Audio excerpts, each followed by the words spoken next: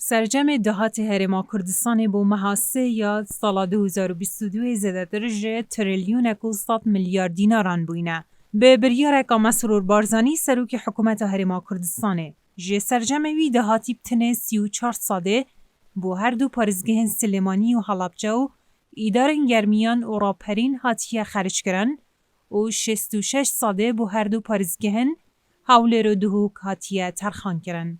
لگوری هندک بلگنامن باورپیکیری سرجم دهات هرما کردستان جه فروشتنا نفت لمها آدارا افساله 551 میلیون دلار بوینه گود بنا 808 میلیارد دینارن عراقی.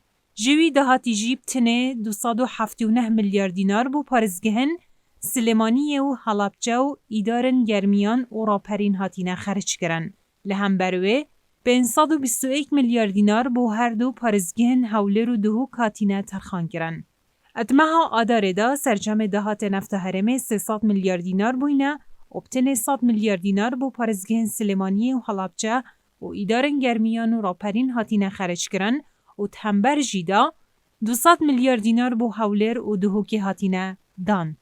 هاریکاریان امریکا بو هزن بشمرگی 22 میلیون دلار بوینه گود بنا 32 میلیارد دینار.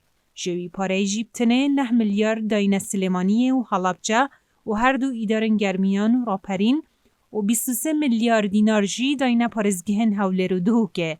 دبشه که دیه وان بلگه آندا هاتیه سرجم گشتی دهات هرمه بو محاسه یا افساله تریلیونک و 132 میلیارد دینار بوینه. جوی پاره جیب تنه 388 میلیارد دینار داینه هر دو پارزگهن سلیمانی و حلبجه و ایدارن گرمیان و راپرین گود بیتا 34 ساده یا سرجم دهات مهانه هرما کردستانه.